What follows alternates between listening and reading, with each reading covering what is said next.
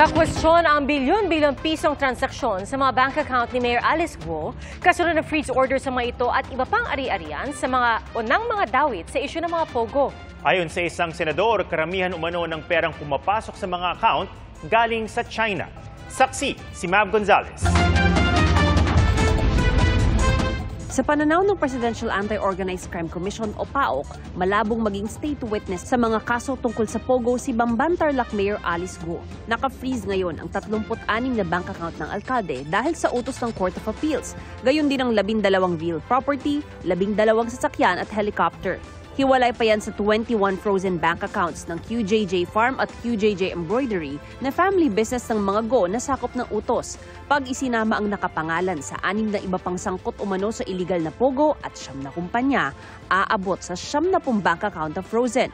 Kabilang ang sa mga kasosyo umano ni Go na si Wang Ziyang, isang Chinese fugitive, at sina Zhang Rujin at Lin Baoying na sangkot din sa money laundering case sa Singapore. Lumitaw sa investigasyon ng AMLAC na nagkamal ng malalaking transaksyon at pag-aari ang mga individual, kaya pinaghihinalaang sangkot sila sa money laundering at human trafficking. Nanggagaling sa iba't ibang lugar, pumapasok sa bank account ni Alex Guo in the amounts of billions, tapos lumalabas to sa iba't ibang individuals at corporations, particularly dito sa pagsasagawa o pagpapatayo ng Pogo Hub sa Bamban.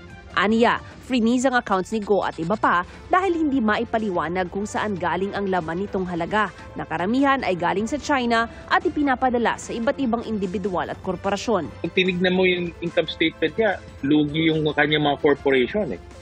So sabi rin ng AMLAC, pareho sa findings namin, na hindi niya ma-justify kung saan nanggagaling.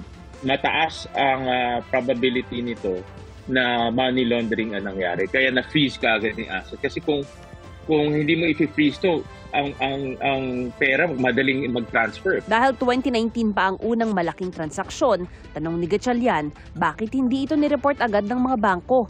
Obligado silang gawin yan kung mahigit kalahating milyong piso ang transaksyon o kung suspicious transaction o hindi maipaliwanag kung saan galing ang pera. Mayroong pagkukulang yung mga bangko dahil bakit 2024 lang nila na report? Mayroon din akong suspetsya na itong mga bangko, mayroon din ganitong tsabahan.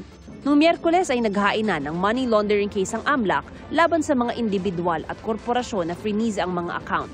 Inalmahan naman ng kampo ni Go ang paglalabas ng mga bank account na aniya ay confidential at saklaw ng Bank Secrecy Law at Data Privacy Act. Ayon naman kay Gatchalian, walang paglabag sa paglalabas ng impormasyon dahil bahagi na ito ng public record. Kaya nga inantay muna ng Senado na i-file at inantay rin ng Senado magkaroon ng ruling. Walang violation because that forms part of public records. And anyone can go to the courts to ask for that petition. Sa records ng Bureau of Immigration, walang lumabas sa bansa na Alice Go o Go Waping o maging ang iba pang kasama niya sa Lookout Bulletin. Lookout Bulletin lamang po ang in-issue sa ngayon. Ang ibig sabihin po nun ay maaari pang lumabas ng bansa yung mga nakalista doon kung sila po ay walang ibang kaso dito sa Pilipinas o walang ibang violation. Sa gitna ng issue sa mga Pogo, nauna nang sinabi ng PAGCOR na hindi na sila mag-i-issue ng lisensya para sa Pogo Hub. Ngayon po ay tayo ay site or location specific. Kung kwalipikado po at makapapasa sa mga panuntunan ng PAGCOR, meron pong mga binibigyan or na-renew tayong mga IGL na nasa mga building po.